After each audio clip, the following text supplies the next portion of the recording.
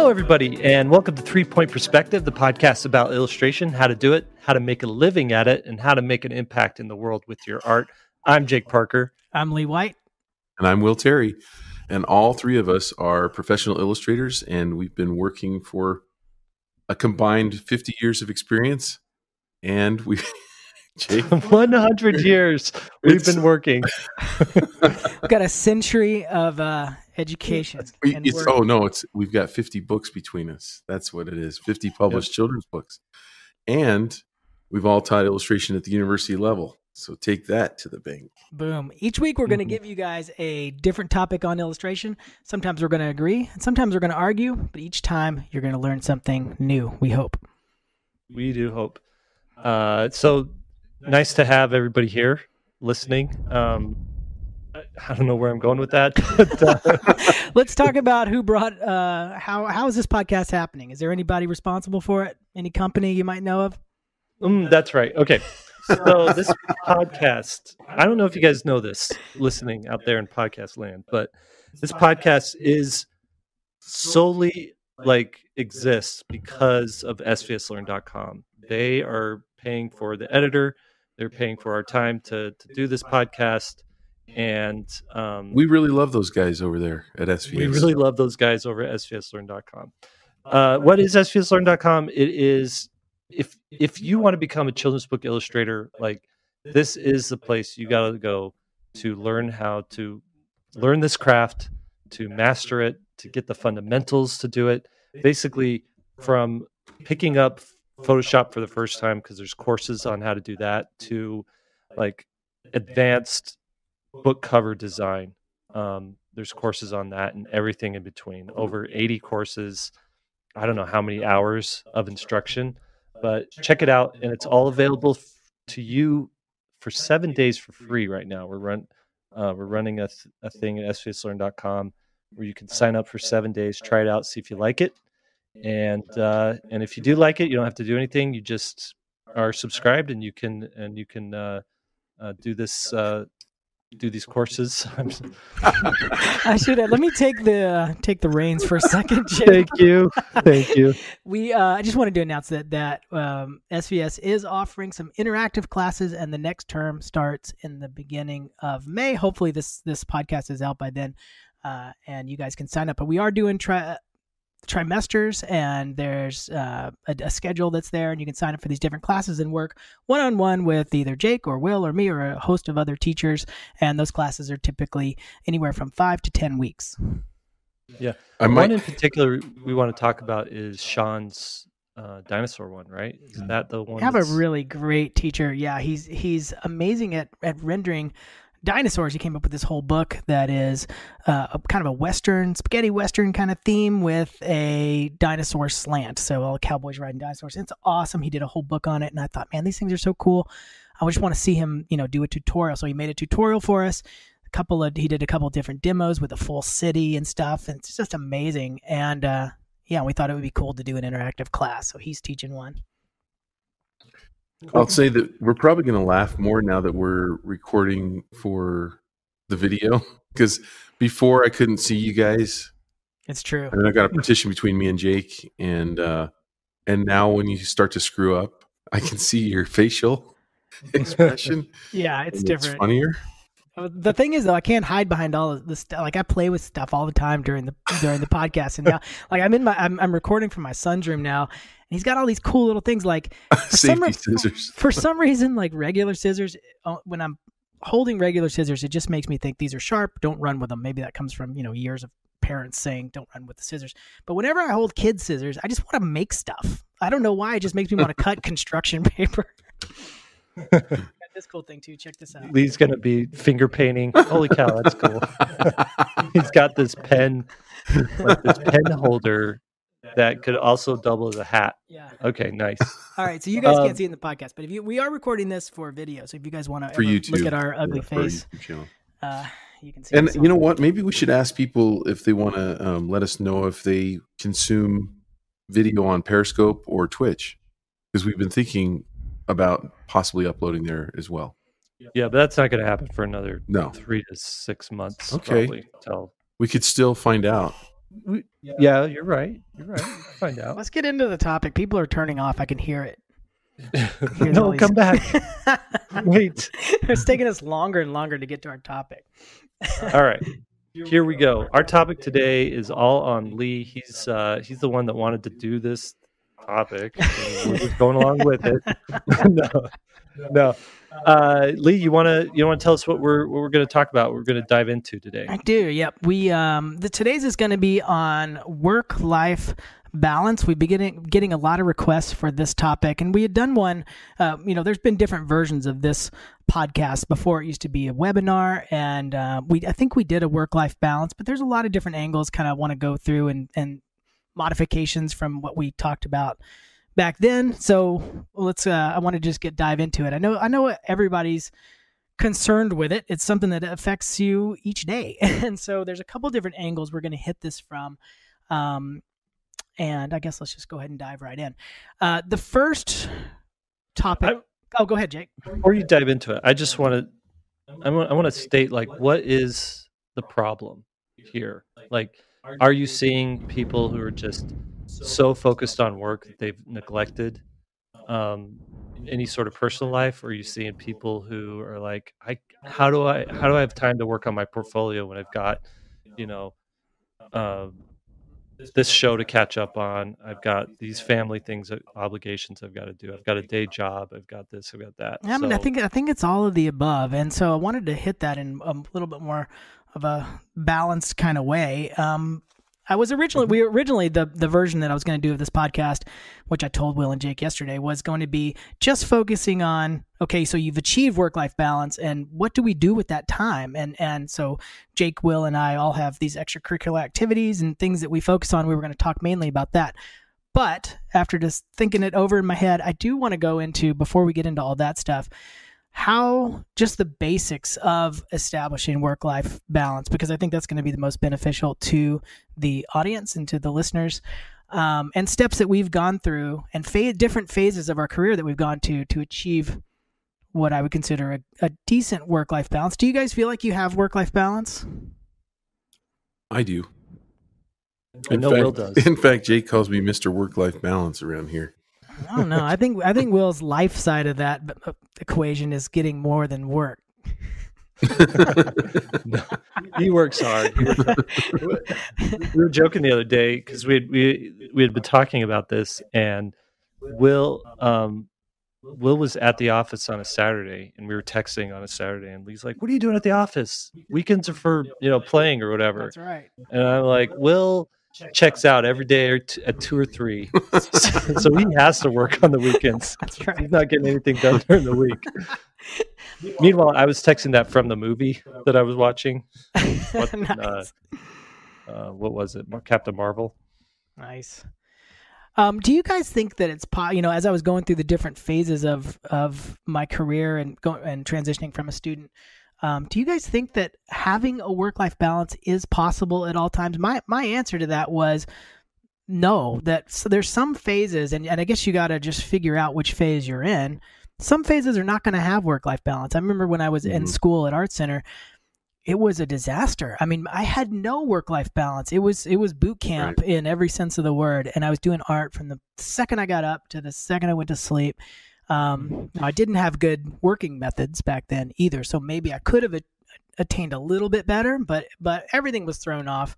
And then there's been other phases of my life where the balance was very skewed, like when we had a new baby, different phases. Do you guys agree with that work-life balance is tough to just maintain as a normal, that you go through these rhythms? Yeah, I could tell you wanted to say something, Jake. Now I can tell when I beat you to it. I totally agree. I think there are times for more work-life balance, and I mean when we're talking about life, we're talking about things other than work, right? Talking about exercise or everything, whatever it is, recreation, game playing, time with your family, time with your significant other. Yeah. Or time doing nothing, if nothing is your thing. And the thing that I think that I see as the biggest problem with young people today, here we go, picking on young people again. Those I young think kids. I think, Darn and I was millennials. actually having this discussion with my son because my youngest son is struggling with this right now, and I said when I was young, I was in Boy Scouts, and I had the opportunity to do a couple of really hard things then, and then that transferred into things later. So one, I uh, I did this competition with an axe that took all day. My hands got bloody from trying to cut these trees and and quarter wood, and I was able to draw on that. I mean, my hands were really bleeding at the end of this thing, and I was able to leverage that hardship into, well, if I could do that, I could do this. So then I stepped up to doing harder projects, and without going through my whole life history, it culminated in climbing a mountain in the wintertime, which started at 5 in the morning, and we didn't get to camp until about 5 or 6 at night after dark. And that was that's I still think that's the hardest thing I've ever done in my life in a single day. And when you do something like that, when you push your body and you push yourself beyond what you're capable of, you're able to then take anytime someone asks you to do something hard, or anytime there's an opportunity to do something hard in the future, you go, well, in your mind, I did that. So this is easy. And I see in my son and in a lot of my students that I've had, I don't think they've ever had those experiences to build on. So the things that seem easy to us seem impossible to them. And unless you can train your brain that that was hard, but this is easier than that, and so I can just do it and buckle down.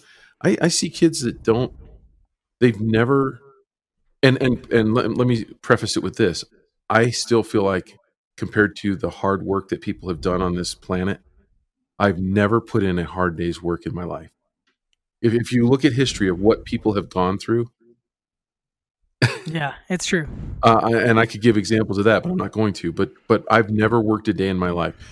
But I see kids today who have really never worked a day in their life. Right. So they're skewed to. I mean, to put this into a concrete kind of example, I was given a lecture the other day in my painting class that was, some people they were doing these master copies, and they were like, "Wow, this took a lot longer than I thought." And I was like, "Oh, really? What does that mean?" And they said, some people spent 6 hours on it, some people spent 8 hours on it. And I was like, "Man, that is just the start." Like when I was learning to paint, I after doing enough of them, 12 hours became sort of my average. Some paintings were harder and took longer. Some of them were a little faster, but 12 hours, to get, and it was all traditional paint too. So you had all that stuff, the gesso in the board and all that stuff. But 12 hours was my kind of norm. And if I finished one earlier than that, I was like, cool. Like if I finished in 10, I'd be like, that was awesome. But now, because we have, I think, leaned towards that instant gratification kind of thing, that 5 hours seems like a long time. And I had this whole lecture, like, change what you think is a normal time frame, and that will be an easiest way to adjust your mindset to thinking, like, because once you start thinking, oh my God, this is taking forever, man, the whole motivation changes. Everything changes. Yep. Jake, go ahead. I know you're holding your tongue. You got some wisdom. No, I was just thinking. I was thinking, it's not a balance. It's more like an ebb and flow, I think, because there's times that you have to put everything into work. Mm-hmm.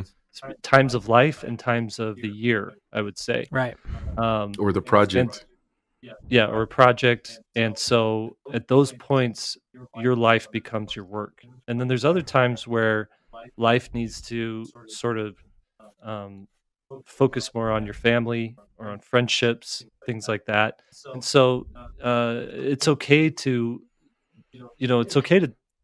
pull back on work a little bit to live your life, to focus on family, especially if you just had a baby or you just got married, or you're going to move like Jake's getting ready to do. And I just did this past year. I mean, your whole life will be thrown from these things. Right.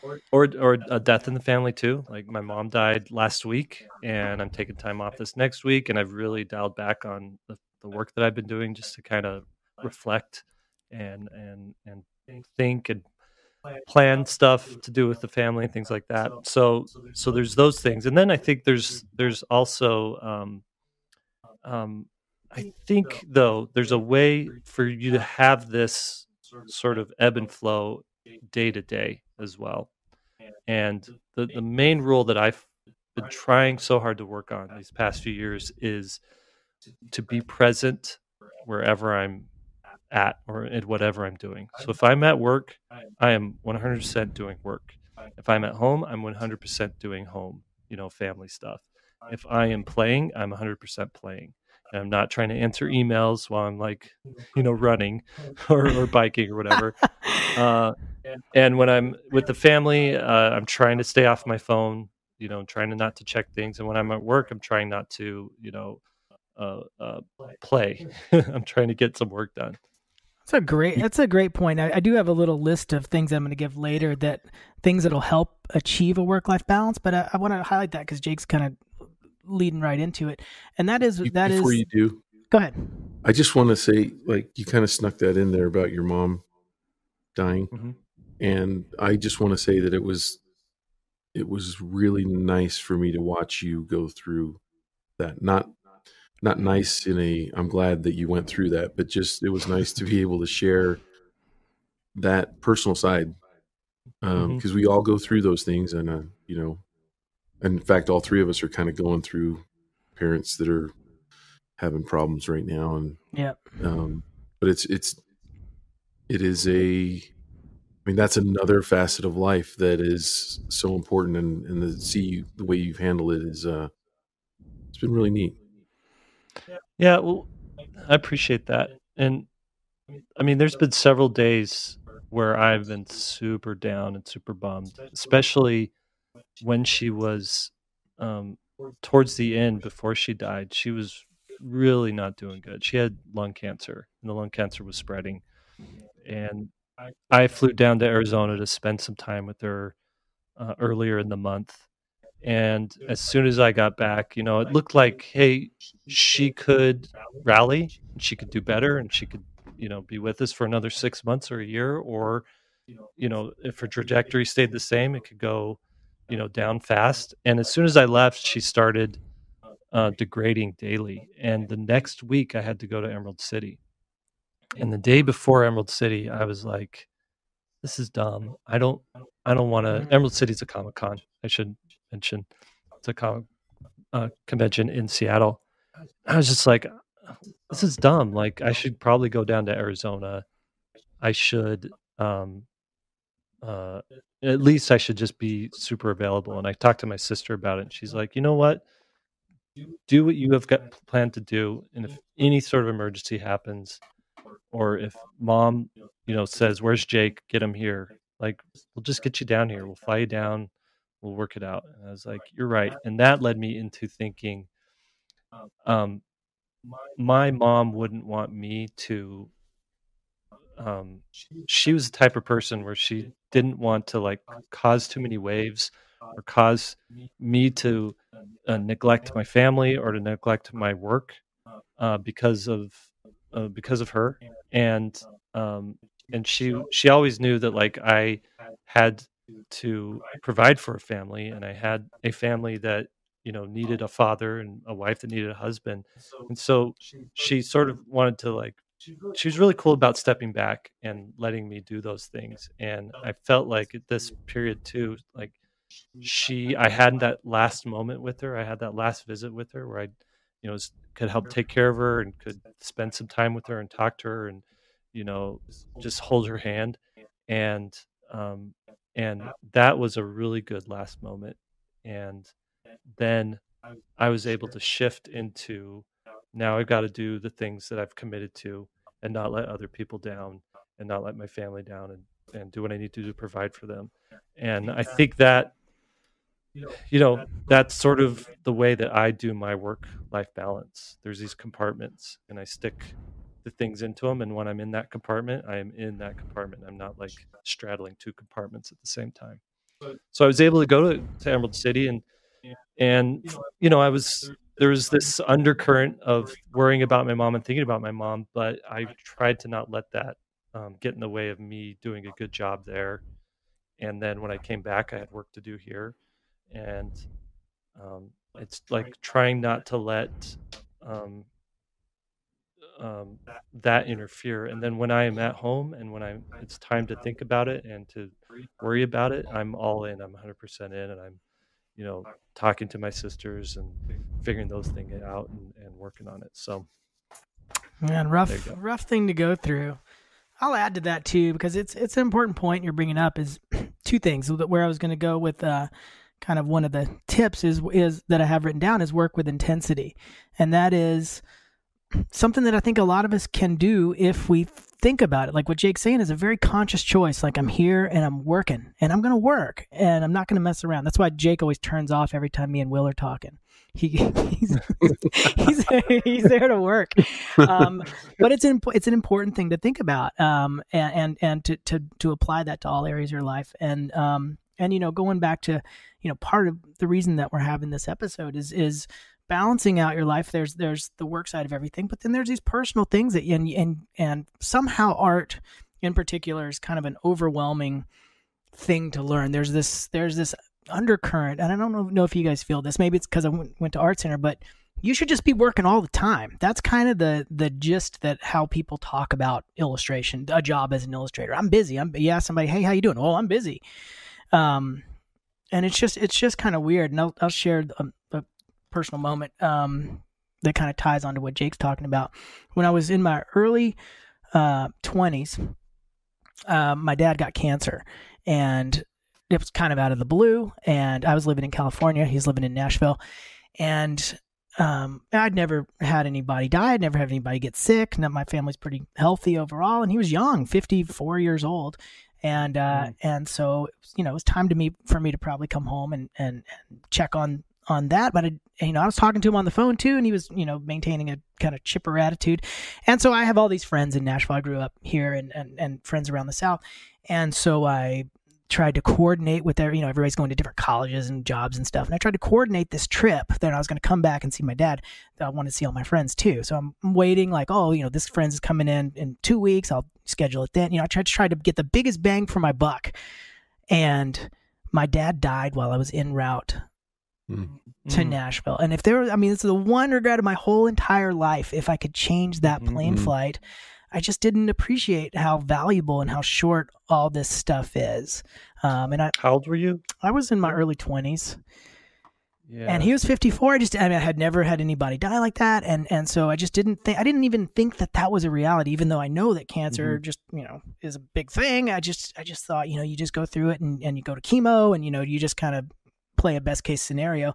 And then when I got off the plane and he's gone, I never saw him again. And he never got to meet my son. And so now all that stuff is tied together. I just went on a vacation this past week with my son for 3 days. We pulled him out of school just to go have fun with him. He's 8 years old. He's right in the pocket of just being, really fun to hang out with. And I just want to appreciate that while it's here, because it's, you guys know, Will has adult children. It goes by quick, right? Yeah, really quick. In fact, to tag along with that, what I hear you guys saying is that the time that you spend on work is really important and kind of sacred. And it made me think of, I know there have been some really focused people in history that are famous for certain things. Like, you take Nikola Tesla, and I believe he was one of those guys who bought the same clothes so he didn't have to waste any time wow. Choosing what to wear. Or that was Steve Jobs too. True. But no, I've always wanted to have to get to a point where I felt like time is short and the time that I spend is really important on things. And I find that as artists, and all of you listening, like we have that ability because we have passion behind the thing that we're creating. Whereas if you go and punch a clock, it's really like you're selling your life, right? I'm selling this 8-hour block today of my life to this company. But when you're creating your own art and you're making discoveries and you're improving and you're getting better every month and every year, it's almost like your own little alchemy or your own little invention that you're working on, right? Your art style is your own invention, and that should become your video game. Don't you think? I mean, like, I'm not saying, I know I'm the guy that picks on video games a lot, but, and that's from experience of trading that time, which is good to kind of blow off time sometimes. But, so many people get so addicted to games that they end up scheduling game time as such an important thing that nothing in the world is going to ever interfere with game time. And it's like, there are times where your work as an artist needs to interfere with your pleasure time. What game were you StarCraft. really into? StarCraft. Yeah. That's an addictive game. Yeah, and so, but yeah, I think that it's you need to look at. And here's the thing: as a student, I never felt like this. I never felt, or rarely felt like working all day on art. But the better you get, the more fun it becomes, because then you're able to realize the dreams that you have, and all of a sudden they're starting to the work you put down on paper is starting to mimic the vision that you had. Whereas in the beginning, you never live up to the vision. You have these amazing visions and you never live up to them. But it gets more fun when you're able to visualize something and then create it, and then it becomes. I mean, it's like you just think of something and there it is. Yeah, I think that's an important part of work-life balance too. Is that what you're saying is you don't struggle with the technique anymore. It's just the vision of what you're trying to say, and I totally agree that like struggling with technique doubles your time on any individual piece, and then you multiply that by every piece you're doing. It's rough in the beginning because you, like you said, you had this vision, and all of a sudden your painting looks chalky, or there's the perspective's wrong, or some other thing, and that just takes such a dominating amount of time to figure that out. But once that goes away, it's like the keys to the kingdom. I mean, you're off to the races really quick. Yeah. Mm-hmm. Yeah. I think if I were to look at like my life so far, and I'm in my early 40s now, my teens were very much about having experiences and also drawing. And then my 20s, I got married, I had kids, and I really wanted to perfect my craft, master the craft that I was like learning all the fundamentals about growing up until my 20s, right? And so my 20s were like family, work, family, work, and not much else. Not much time for friends, not much time for taking care of my health, not much time for any sort of hobbies. And in my 20s, I learned, I feel like that's where I got really good at doing, really good at learning how to draw, finding a style, finding tools that work for me, and just exploring all different kinds of things. And then the 30s was refining that, because in my 20s, it was a lot of experiment. It was, I was messing with modeling, I was messing with animation, I was messing with comics, I was messing with storyboarding. My 30s was, okay, let's pick one path. You've sort of mastered a bunch of these things. Let's pick one path and let's zero in on getting better with your health, getting better with your family, and putting into practice all of these things. And so it was children's books, getting me into a position where I could leave the animation world and be my own independent illustrator, and do children's books, do comics, do freelance, those types of things, and start SVS, go into that thing. And now what I look at in my 40s, it's like I'm simplifying even more, and I'm finding, okay, had a little bit more time for health and stuff outside of family and work. And now in my 40s, I'm planning, my trajectory is hopefully what Will's doing now, and that is stopping work every day early in the afternoon, spending a couple hours doing something, either a hobby or some sort of health related activity, spending the evenings with family, spending the morning like just getting stuff done. And you did miss a lot of drawing at home though.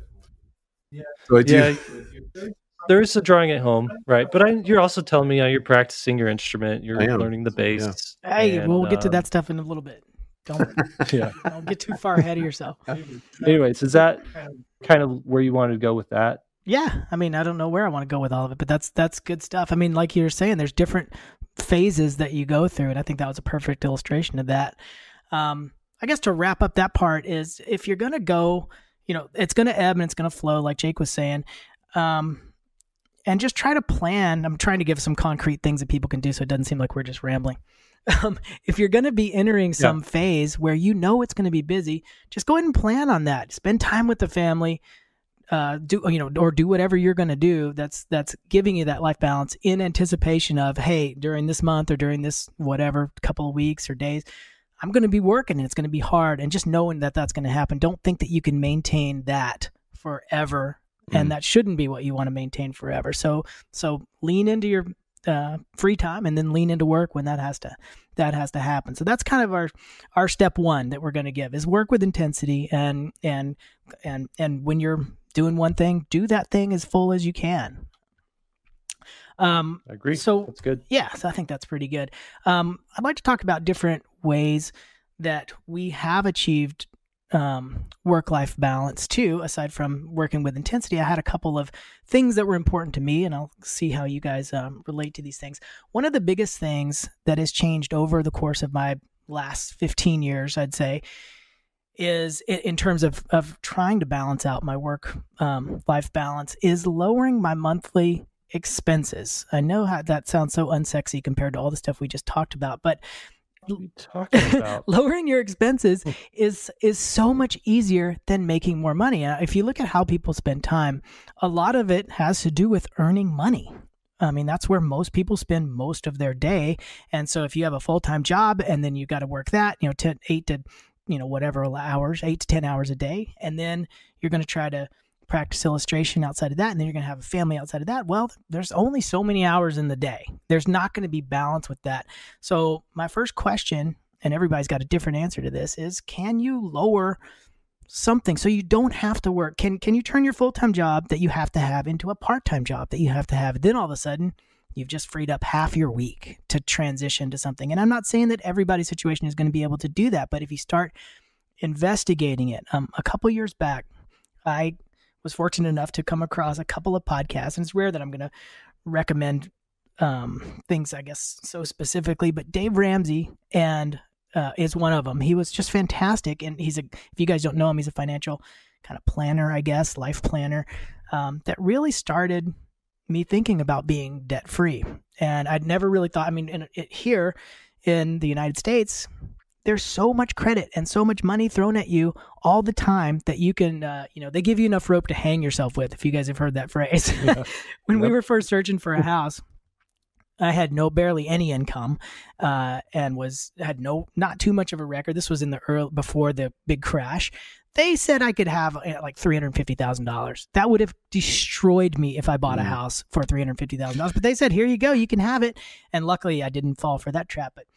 But the idea of being debt-free instead of keeping up with the Joneses and buying all this stuff, Dave Ramsey was the first guy who really started to, here's 8 steps that is going to get you out of debt if you have a big problem with it. And then at the same time I started listening to him, my wife found this website called Mr. Money Mustache, and it's kind of the same thing. Those guys over there are crazy with it. They're like, buy a burrito, cut it in thirds, and then save it. They're penny pinchers to the extreme. But what I love about it is the big focus there is, none of us want to work. Like if somebody could just say, hey, I'm going to give you enough money to live the rest of your life, you never have to work again, all of us would say, okay, let's do that. It doesn't mean I'll stop drawing. Yeah. But, that's how the guys over there really focus on early retirement. How can I get off this treadmill? And so both of those things together started me thinking, like, man, is it possible to do that? And so, we just started looking like, where are we spending our money? And some of it was ridiculous. Some of it was easy to cut out just immediately. Fast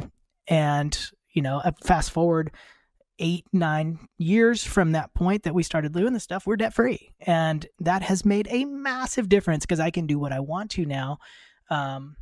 I still need some money, but it's just so much different in how I feel about work because it's not as intense. By debt free, you really mean like full on debt free. I own my house 100%. We have a renter who pays us net. So now we're actually profiting. So the difference between my last house and this one is almost $3,000 a month in what I had to make. Like before I was spending about $2,200. Now I don't spend anything and I get a rent income of about $1,400 a month. It's crazy. Yeah, that's awesome. Lee It's is one of nuts. our inspirations over here between Jake and I. So we're trying to catch up to him.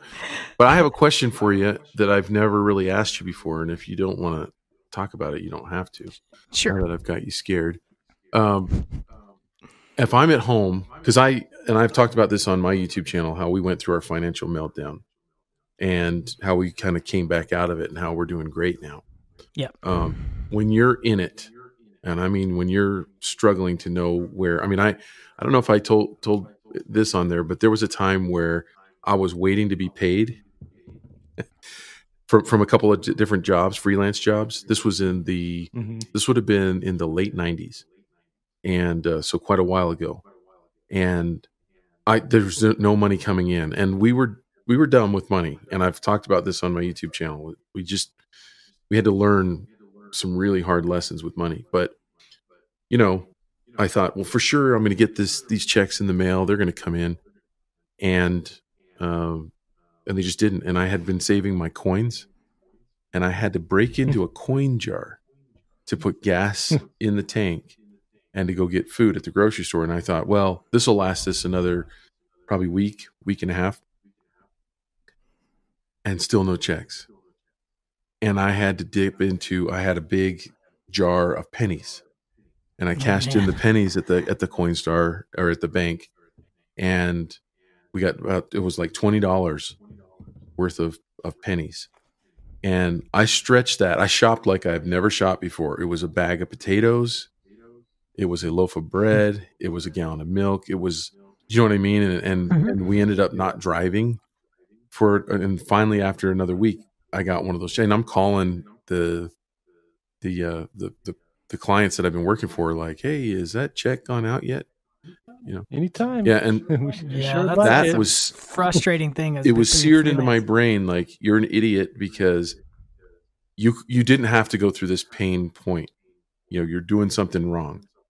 My question to you, Lee, is did you come from money? Because you're in a really good spot. You're actually in the spot that I would say most people in the world wish they could be in. You're probably in a 1% spot right now. I had no help, no That's what loans, I wanted to know. no gifts or anything like that. As a matter of no big inheritance. I wish. I mean, that would have changed everything. But like my first home loan in Portland, we bought a 1-bedroom, 1-bath house, and I did it on a stated income loan. And I had no job. I had no nothing. I mean, it was just like, I kind of said, maybe what I wish I was making to get that loan going. Yeah. But that was when it was freewheeling money. Like, we're one of the success stories, I think, of that financial collapse. Like, we were responsible with money. I didn't buy a house that we couldn't afford. We just barely got in under the wire. Well, I have something to speak to that too. So when I left Blue Sky, I was working for Blue Sky, full-time job, animation industry. It was like the dream job, right? I was making 6 figures a year, a healthy 6 figures.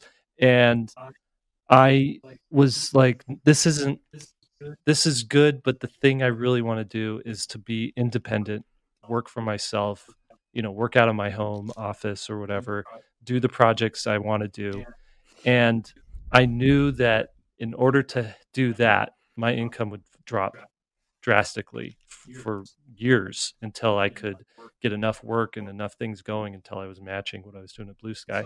And so my wife said, well, we can't live here in Connecticut. We can't live, where these houses are so expensive, where you have to have the 6-figure income in order to afford this house. So we moved to Utah, to Provo, Utah in 2010. All the housing was like dropping. And we bought, my wife, bless her heart, she saw this house, and I did not have the vision she had, but it was this foreclosed home. The yard was trashed. The inside was bad, bad carpet, bad tile, all that kind of stuff. She's like, this is the house. And we got it for a song. And our house has never been this huge financial burden for us. It's always been a mortgage we could easily pay every month. And that has made such a huge difference in the amount of work that I have to take on and the amount of like work-life balance that I've been able to do these last 8 years that we've been living in this house. That's awesome. So, That's awesome. I mean, the again, talking about ebb and flow and where you go with this stuff. I mean, we kind of did the same thing. We bought the house in Portland, the 1-bedroom house, and that's about right up at the time we started thinking about, is it possible to come debt free? And we had just taken on, again, no down payment on this loan for the house. We'd just taken on this huge mortgage, and so for us to be talking about being debt free seemed insanely outrageous. Mm-hmm. I mean, we just took on it. That back then it was I think $225,000 loan. And we're like, and I had no income barely. Doing a couple of... This was 2003. 2005, sorry. Yeah, okay. and so that was just when we started talking about it. But I've always loved craftsman bungalow homes. So we bought this home in an area that was slowly transitioning from a dangerous place to being a little bit more gentrified. There's cool restaurants opening up, and then they're right next to buildings that are totally boarded up. And it was in that transition period, and I was like, that's a cool area, and I really dig that house. And so talk about throwing our life out of balance. Like I didn't know how to do any home repair, and I went to Home Depot, got that orange book that has like basically how to repair everything. And if you know the Home Depot, you probably know what I'm talking about. And we came home, and I replaced the entire plumbing in the whole house. I replaced all the electrical in the house. I did all the floors. Like, we were so out of balance. I'm doing these books in the day, and then at night I'm remodeling. We knocked down a whole plaster ceiling and redid the ceiling. Geez. I mean, it was a massive remodel. Did you guys do pottery, where your hands were in the pottery, or your wife was doing the pottery, and then you helped her do the pottery? What do you mean? Ghosts. It's a reference to Ghosts. Like, what are you They're talking fixing about? up the apartment. Oh, okay. Well, they were demolishing the Will whole is house. obscure Shortly with thereafter, these- Lee was shot. these references. But okay, so then we that was a 1-bedroom place, and so we sold that one. The place behind me, I saw somebody moving a couch, and I was like, "What are you doing with this house? Why are you getting another couch?" She's like, "No, we're moving out." And so I offered to buy that house with no money. I mean, it was such a dumb thing, but I went to the bank. We sold that 1-bedroom house and made a profit. So Portland we lucked out on where we moved. That area was getting better, and we bought another house. But that's when we really kicked into gear. Now that we got even a higher mortgage, we're like, I really want to be debt free. And my friends around me are saying, "You are insane. There's no way to be debt free." But I was like a broken record back then. And my wife's grandparents had passed away, and they had this home it was about an hour outside of Portland, and it was all beat up. And I saw that home, and I was like, "What's going on with that?" And they're like, "It's just it's beat up home. There's nobody living there." I was like, "What if we lived there for free in exchange for helping maintain that home and fix it back up? We'll go live there." And we're getting ready to have our son, and so I'll fix that house up in exchange for living there for free, and then we'll rent our house out, which will pay for the mortgage. And so we did that for 3 years, and that was the first taste I got where my mortgage was paid by a renter, and we're living rent free. And it was so ideal, even though I had to work on it. I mean, there's a couple of funny stories there that one time I came home and my cat was on the side. He was by the corner of the house, and he was, that classic pose that hunting dogs take when they, it's a cartoon. I don't know if that happens in reality, but they're pointing. But my cat was in that kind of pose.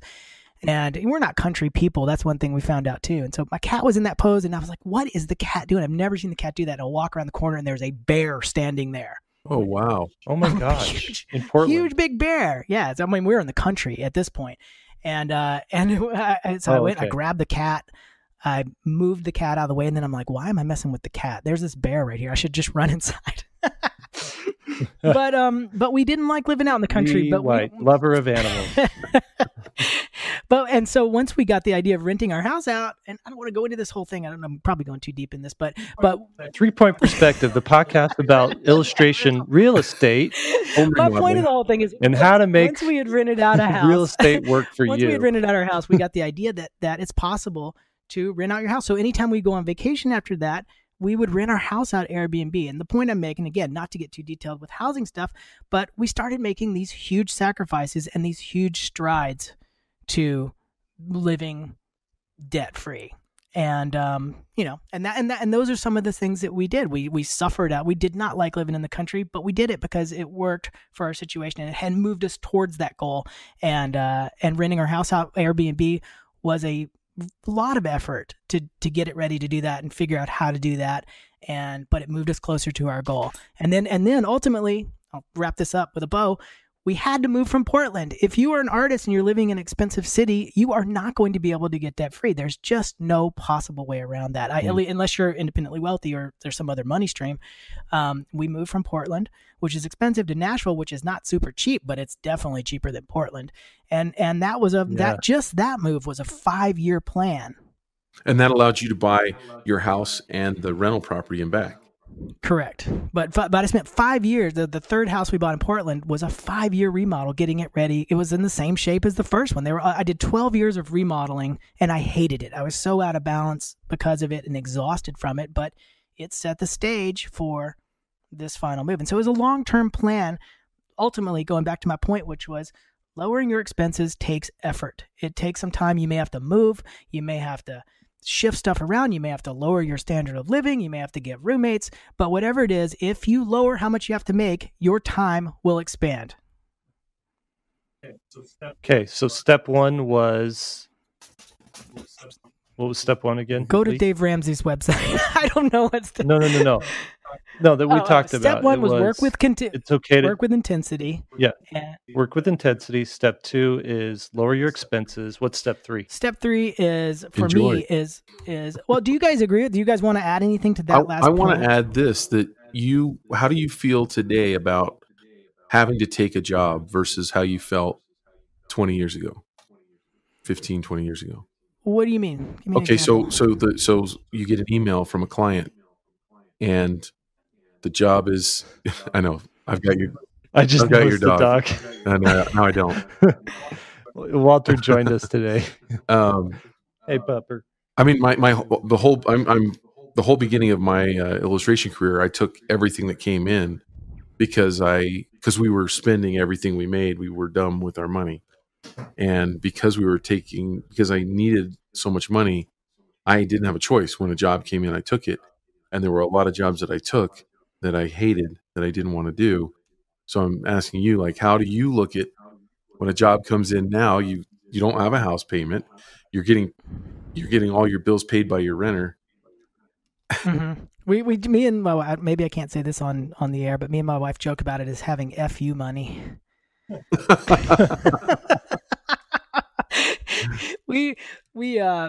I love that part of it because I take jobs now that move me emotionally and creatively. Yeah. I don't take jobs for the money now, which is vastly different. Again, you're going to go through different stages of your career.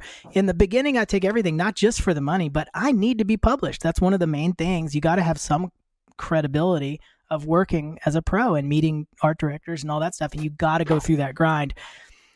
But again, like Will said, as you get better technically, the job gets more rewarding as you go farther in your career, and you don't have to take those jobs that don't match up with what you're doing, what you want to do. It gets more rewarding as well. So this is a career that just becomes more and more rewarding as I go through it. I don't know if you guys feel that way too. No, I think the lesson to learn here too as well is if you're in a position where you have to provide for a family or even just providing for yourself, like it doesn't really matter where your money comes from. Like art can be the way that you make money, but if you got a side hustle, Airbnb in your house out, like that is just a legitimate way to provide for yourself and to get out of debt as taking on 3 extra illustration jobs. And so I think sometimes for me as an artist, like all through, my 20s and 30s, I'm like, it has to be art. That's the only thing I'm good at. That's what I have to do to make money. And now I'm like, that's sort of shifted where it's like, well, it doesn't have to be that. It could be I help my wife start a business. It could be, that I do get a rental property or something like that, or we do Airbnb something, or we flip, a car or something like that, Right. So at some point, you got to think, do what you got to do to make money, whether it's art or something else, but leave some portion of making art, the craft of it, for yourself so that you can enjoy it and you can get something out of it than just, doing it for the bills to pay. For sure. That's great. A little segue to my next tip, which is be a scheduler.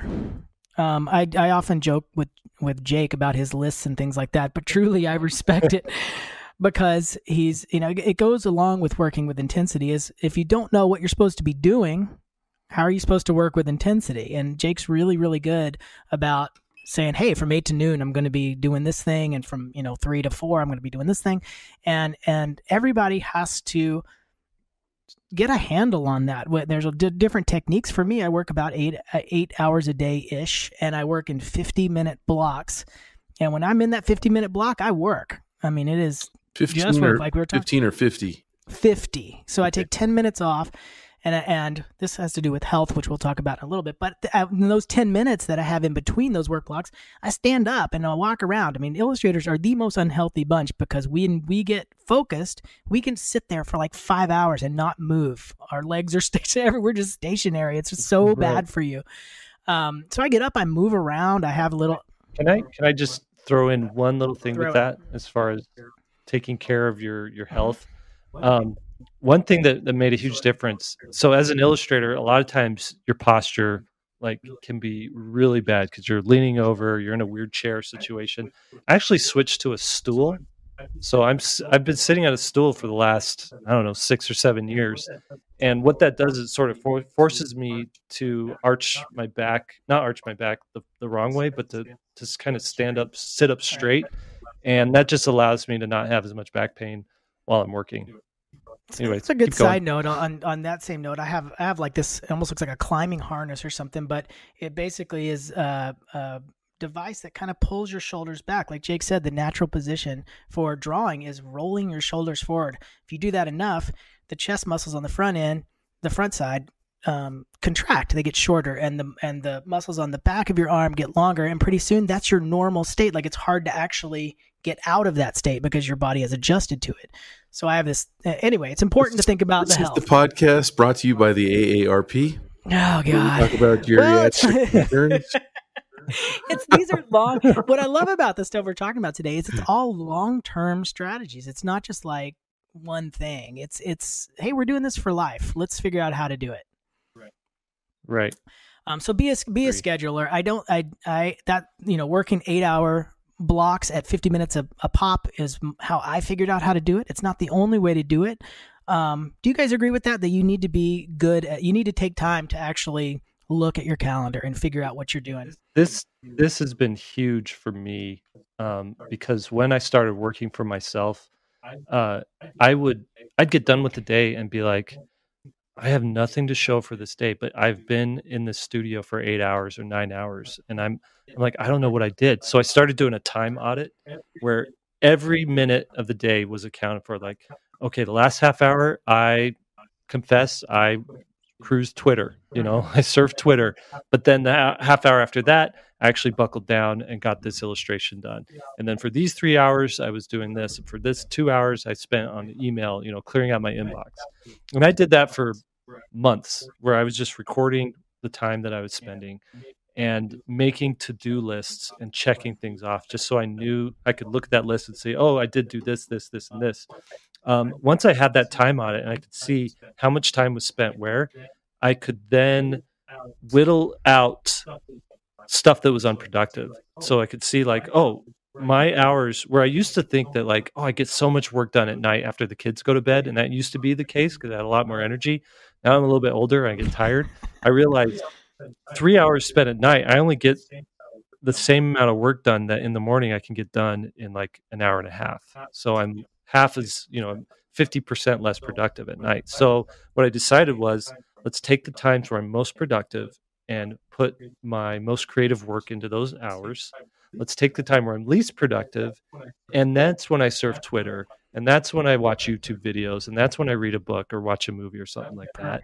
That way I'm not doing unproductive stuff during productive time. And that has just made a huge difference in how I do my schedule. And so the other thing with that too is now I don't want to like stay up late watching YouTube videos, so I end up going to bed earlier. And then I wake up earlier, and I'm getting more work done before the kids get up in the morning, and it's just an overall like refining of my schedule and how I work. So yeah, I definitely agree with that one. That's awesome. Will, what do you think? I think you guys are boring with your scheduling. Oh, come on. I scheduled time for you to say that. Yep, right on schedule, Will. No, Right. I'm with you guys. I'm not as much of a. I don't write down my time. I kind of know what I have to get done, and I think about it a lot beforehand. You've got that skeptical look on your face, Lee. The whole thing that I've learned about being a scheduler and being proactive at it, I used to be, I think, in Will's camp, is that once you write it down, then it actually, you don't think about it, and that's been a beautiful change. It's just done. I have a to-do list, but I don't put a time stamp on those things because I don't want to waste the time that you guys waste in trying to figure out how long each one of them will take. Nice. Well, that's actually a good segue into part of being a scheduler. Go ahead. Before that, I just want to comment on what I see Will Terry do, because I'm watching you, Will, and here's what he does. I'm scared. This is a compliment, by the way. I'm not setting you up. Will does have a to-do list, and he comes into work, and you ever hear of the MIT? It stands for the most important task. I think that's Will's like gospel. So he comes in, what's the most important thing I got to do today? I'm going to knock that out. And anything outside of that is just gravy. And that's huge. That's awesome. Then I'm just going to go home. And so that's what I see him do. Sometimes he'll just be like, okay, I got the thing done that I need to get done today. See ya. I'm out of here. And I love it. I love it. I wish I had that kind of discipline. That's good. That's really good. And part of mine though is also I don't like. So I love being in here, but then I get tired of being in here, and it's not because of you, Jake. Yeah. It's just sitting at a desk. So I like to break up my work day, and because my kids are grown, I do a lot of drawing at home later on. So I actually break my day into thirds, which is the morning / afternoon work, and then the afternoon exercise / shopping for the family and doing things with them. And then at night, many nights I'll just draw and get work done. So I'll take a lot of work home. My freelance work I'll do that, the drawings part of it at home. So you never get the benefit of seeing me actually sit here drawing, because I just feel like I can do that anywhere on my iPad. Right. And so that's really made things a lot better. But yeah, so no, that's a great point. I'd love to hear. One thing I love about what Will's saying there is he found a schedule that really worked for him. He identified, what wasn't working in an 8-hour work day that typically like, oh, I'm at work or I'm at home. And he kind of mixed it up and made it work for him. And I think everybody should really put a priority on that some people are more alert at night and more creative. Some people are really, I'm a morning person. Jake, I'd love to hear how you, just on average, how your day breaks up. On average, it's up between 4:30 and 5. I get an hour of work in before 6. Wow. 6 o'clock's when the kids get up, and I've got kids that go to school by 7:30. So I usually 3 days out of the week I'll make breakfast, and then Allison does breakfast the other 2 days. But she has a workout class that she goes to, so I'm sort of holding it down.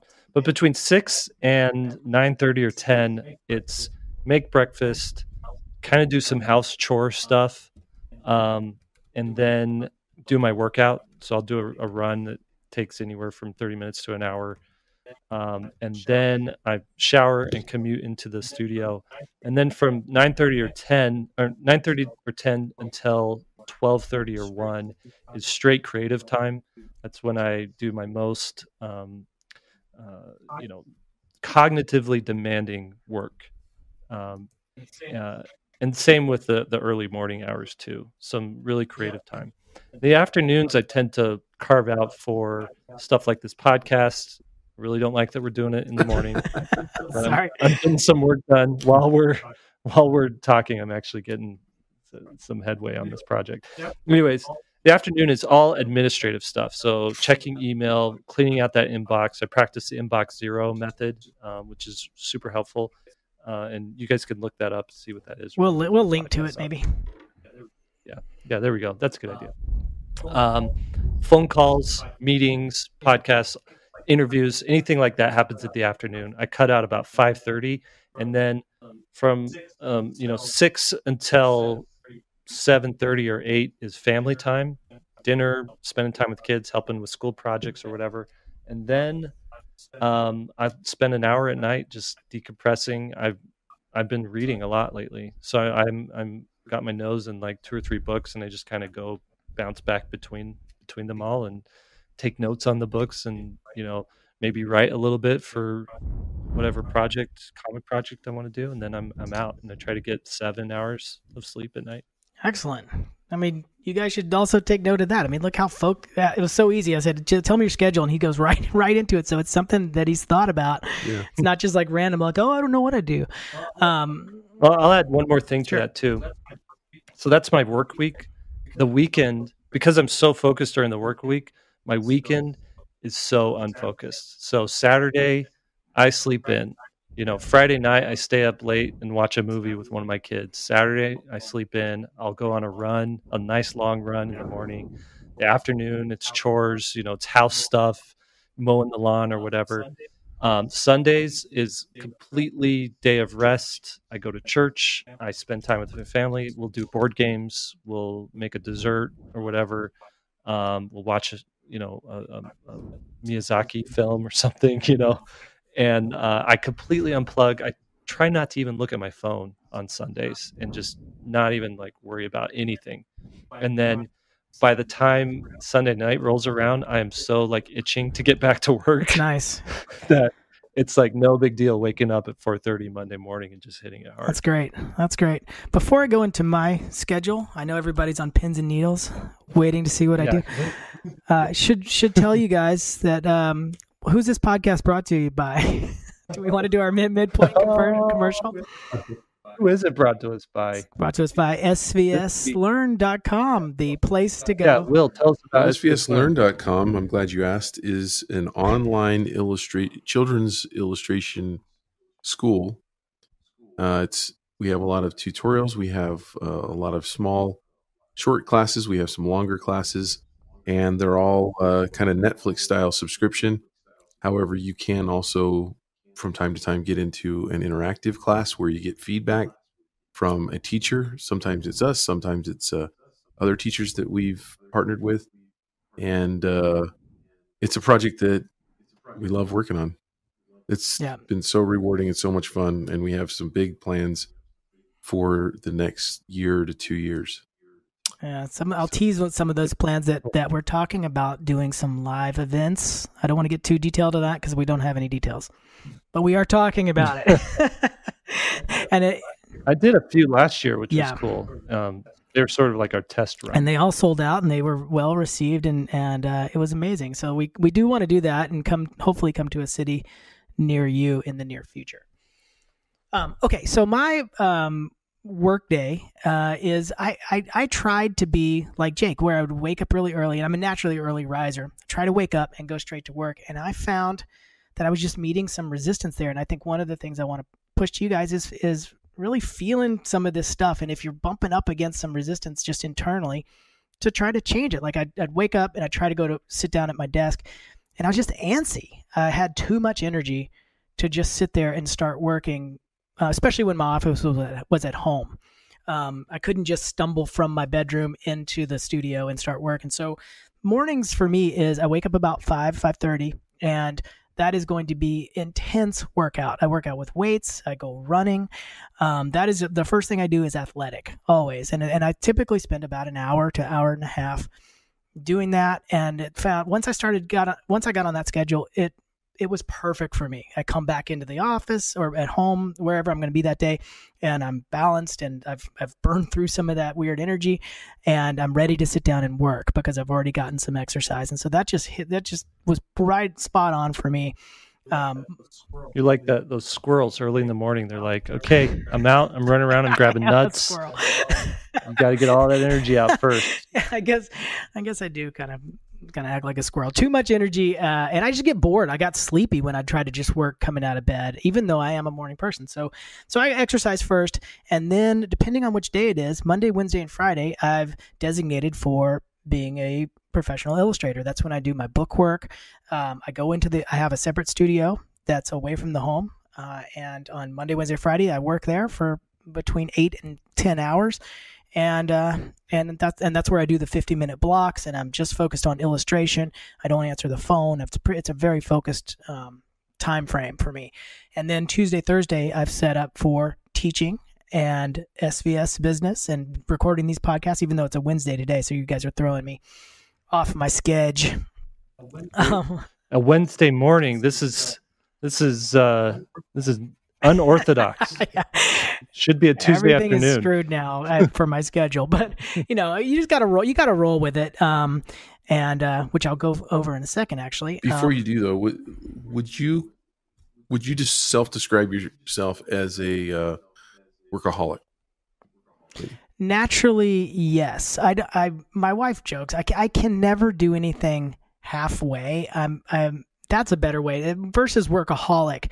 I just get intensely interested in things, and to the point where I don't like being a beginner in things. I will strive to be an expert, whether we're taking like a scuba diving lesson and I like want to be better than everyone at scuba diving, like for no reason. I'm just like hyper competitive. Were you better than your twin at everything? He is stronger than me. He's always worked out and stuff. So just with lifting weights or something like that, he's stronger. But anytime there's technique involved, like we used to race bikes as kids, I would win. Just because I'm insane about that stuff. I like competing, not necessarily because I like winning, but I just really I geek out on technique of things. Yeah, it's just crazy to me that there's two Lee Whites in the world. I have a twin brother, but there's not, because he's so different than me. He's quieter than me. He doesn't do anything artistic. He's a firefighter.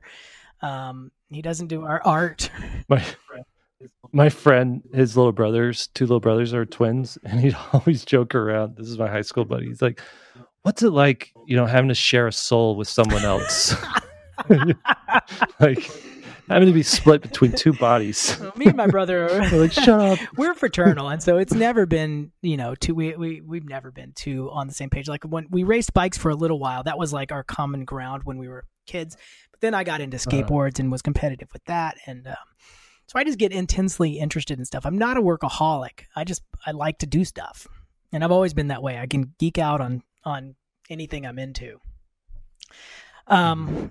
Where I wanted to go a second ago with being a scheduler, and one of the things that would trip me up a lot when I would build my schedules is I would schedule, and Jake, I'd love to hear if you do this too. When I would get out my calendar and start scheduling, I would basically schedule the perfect day. Like from 8 to noon, I'm working on the book, and then from noon, I'm doing this editorial illustration, and everything was perfectly lined up. There wasn't a moment wasted, and I was going to be like the epitome of productivity. And then I'd get a revision or some other unexpected thing, and the whole thing would come crashing down because the schedule is off now. And so after a number of frustrating years trying to figure out how to deal with that, I finally realized it's so easy. You just don't be idealistic. Leave open space in between the projects.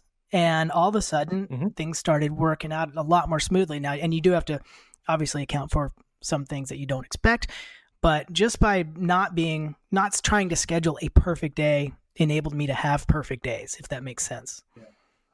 Yeah.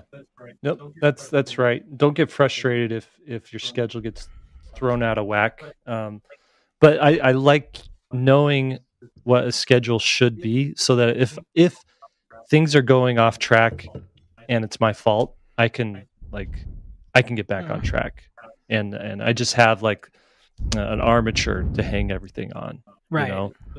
But be willing to dodge and weave as needed. Yeah, I use the calendar almost like you said as a guide or an armature, and not as a hard line thing, because you'll never stick to it. Things take longer, things are shorter. Mhm. So that's an important concept though, because before I would just derail myself, and then I felt like it, and then I'd go from having like a crazy scheduled day to no schedule and nothing else would get done. Yeah. Yep. Those days where you're like, oh shoot, what do I do with myself? But I agree with Jake. On the weekends, I have nothing scheduled, which I guess we can transition into this podcast. I don't want to go too long, but do we want to talk at all about our lives outside of work? That was kind of where we were going originally with this whole thing, is that, okay, so we've achieved some kind of life balance. What do you guys do with your off time for the most part? Well, I have a specific thing I wanted to say about that. And this would be, I guess, point 5. I'm still on on 4. Let's just run through the points. Oh, we're still on 4. So work with intensity and focus in all categories of your life. Lower your monthly expenses and set a schedule. Be a scheduler, and then that's where we are now. Number 4 is, I think in order to be a good illustrator, it's not about your craft, it's not about your technique, it's about your experiences that you're trying to share with people. It's what are you creating art about? And you can't do that if you're vapid, if you don't have anything inside of you. And so you got to have experiences. You got to have a life outside of the studio. You got to have hobbies, something like that. Something that you can once you get through that initial stage in life where it's the intensity to master your craft and to get there. Once you're sort of on this track where you set a schedule and you've got some room in there for balance, what are you going to do with the rest of it? And that tells you a lot about, I think that informs your art. And maybe even before then, you figure out a way that you can do stuff, you can travel, you can even by traveling, I don't mean go to Europe, it's expensive. I mean, go to the other side of your town and visit that museum that you keep thinking about visiting, stuff like that. Because that's I talk about all the time, it's filling your creative bank account. You need to collect creative capital in order to use it to know what to create art about. No, that's great. That's fantastic. So is that what you do with your time? Is you travel? I mean, plan day trips and family time. What do you do outside of work? Yeah. So me specifically, what I do, we do a month-long family vacation every summer. Where 2 weeks to a month. Sometimes it depends on the schedule, but we'll do a road trip, or we'll go across country to New York and visit family out there. And it's just time where the kids, don't have access to computers. Really, they're in a tiny little beach house, sleeping on top of each other, and really, it's time for us to just have experiences and focus on family and just having fun. Playing actual cornhole, actual games that don't involve buttons and screens, so there's that.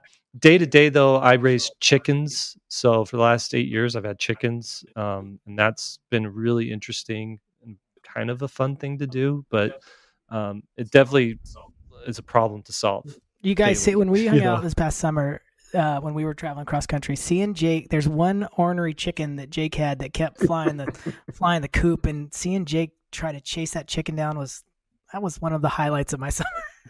I'm glad. I got rid of that chicken. Dinner time. Will, what do you like to do? I do a lot of things, and I think the benefit for the people listening to this, I think a lot of people are probably in that position where they're in transition from maybe school, and maybe their finances aren't to where yours are, or where mine are, or where Jake's are. And I remember not being able to do much, but I could always find time to exercise. But my variety of exercise was a lot. It was like I would run. That was my thing back then. Right after school I was into running, and that was about all I had time for. Now we fly model airplanes. Like we mentioned before, I play the bass. I go hiking. I go mountain biking. I play racquetball 3 days a week. Man, that's quite a list. Yeah, and snowboarding in there sometimes. And so it's like, to me, one of the main ideas of this podcast is if you can really get if you can work really hard in the beginning, and I think you have more bandwidth for working earlier than you do later. I think For sure. I mean, you just don't see too many 80-year-olds that are just crushing it with, the 9, the 9 in the morning till they drop at night on work. And so, but you can do that when you're in your 20s and 30s and even 40s. I think when you start, I guess I'm saying I'm giving myself a pass on working that hard now because I'm Nice. in my early Disclaimer. 50s. But what you do isn't as important as the fact that you are making time to do other things. And I see a lot of my illustrations. I can see, I'm wrapping up on my Bonaparte book right now, and I see a lot of my childhood experiences in here. I played t-ball, and this book that I'm working on right now is, Bonaparte plays ball. It's about baseball, and I put in so many things into this book from experience. Right. And if you're not having those experiences, and I think game playing, I'm going to go back to game playing again. I think game playing definitely gives you good experiences. It gives you certain skills like multitasking on the RPG that I was playing.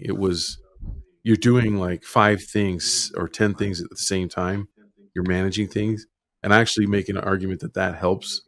It helps you do things in your life where you're multitasking. Sure. But as far as the raw experiences, I think you need to make time to do those things. And gosh, I mean, if I had it to do over again, one of the things that I would do is I would spend money differently in the beginning. I would become more financially independent earlier on, and I would have cut out probably half the work that I did because it diluted. I did so much horrible work just because I had to get, and when I say that, I mean like jobs that were so heavily art directed that I wasn't happy with the results, and I'm pretty sure the client was just like, it is what it is. But it wasn't, it's long forgotten. It doesn't exist on this planet basically anymore. It was in a magazine or in an advertisement that's meaningless. Not that those markets are meaningless, and not that you can't find a lot of joy in doing them, but I didn't. It wasn't for me. Right. Interesting. I want to add too, like, us three are sort of in this later time period of our career where we've all been doing it for 20 years or more, and so don't get frustrated if you're like, I'm never going to get there. I thought I would never get to where I'm at right now. There was time in my life where I'm like, is this I can even still possible? remember a boss of mine at the University of Maryland where I was working as a graphic designer, and it was not a graphic design position so much as it was they hired students to do graphic design. So it wasn't a professional position, but it was an awesome job. And I remember my boss saying, you're going to make it. You're going to do this. And in my mind, I was like, you're just saying that. There's no way that this is going to be a career. I remember thinking that for years. Like, who am I kidding? And, it is amazing to be able to do this. And we talk about that sometimes when we come in here. And it's like we roll in when we want. There's nobody. Like Jake and I will joke like, "Oh, you're getting here a little late today, huh? You're sleeping in a little bit, Jake, huh?" Or it sounds lazy. That sounds lazy though. But if you look at the work that we're all putting out, it's still a ton of work each year that gets done. Oh, yeah. So I don't want to make it sound like we're just like. But here's whatever. the thing: the difference, and you touched on this before, Lee, is the difference is we're working smart, not hard. So we're not spending time spinning our wheels. We're thinking about it. We're having meetings. We're talking about it, and then the execution is really quick because we've spent all that time making all those mistakes before. And the analogy I love to use is the guy that used to live across the street from me who I'd go and help him move a couch, and I'd go in and I'd see, oh, he's prepped the whole house. There's stuff that's moved out of the way so we don't trip. He's got a belt tied around the hide-a-bed so that when we turn it on its side, the hide-a-bed doesn't slam out and then put a ding in his wall.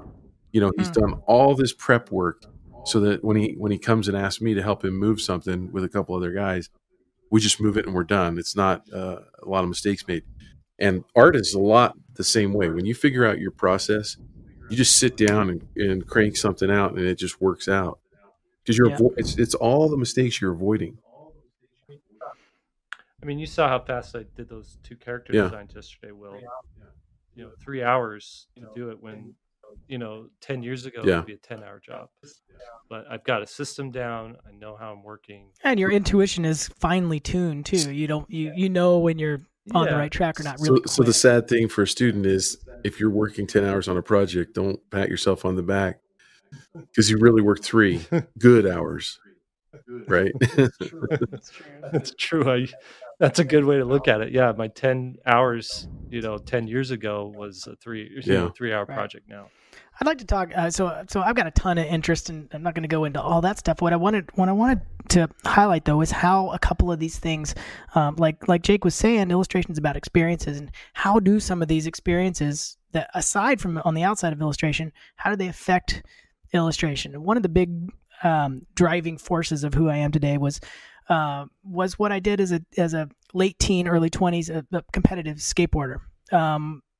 Just because I came through a very important time in my life, as you're going from a 14 years old to 21, a lot of things change obviously at that time, and skateboarding was the one constant. And from that time period, how I saw the world was shaped through skateboarding. Like even now, anytime I'm going downstairs and then there's a handrail, I only see that. I see it first as an obstacle, and then second as a handrail.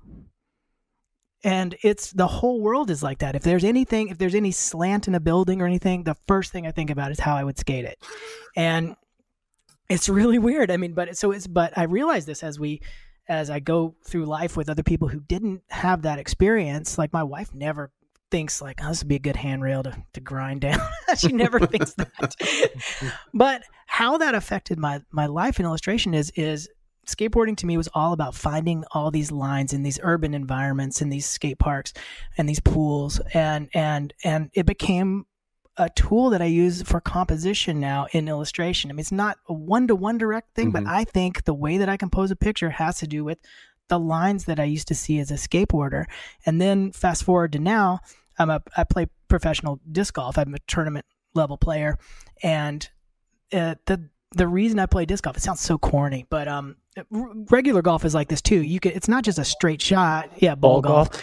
You can go, the ball can hook from left to right or right to left or straight, with a forward spin or backspin. And the same is true with disc golf. And so it's again all about these lines of throwing through the woods, and you got to go around that tree. And so how is it going to, all these shapes in disc golf kind of mirror how I think about illustration. And so it's just one thing, each thing that I do, and I try to see how that's going to complement what the other things that I do, not just everything to illustration, but how does illustration change how I do those things, skateboarding and disc golf and all this stuff. And, going back to the idea of working with intensity, like I was in the gym this morning and lifting weights and there's a guy who, after every time he would do a set, he would just be on his phone. And I would think to myself, that guy's not working with any intensity. Also all this stuff kind of plays off each other, and each thing makes the other thing better, in my opinion, or that's how I try to think about it. So anyway, I try to see links between things. That's cool. I like that. I got a quote that we could finish this out with, or let's do the quote after our wrap up ad from who's this podcast brought to us by? I think it's in my turn to talk about that. People are going to get sick of it. We have to do this. Our bosses. SVSLearn.com. Go check it out. We've talked about it twice now in this podcast. But basically, I think it's $25, $24.99 a month for a subscription, and you get access to hundreds of hours of tutorials with assignments, with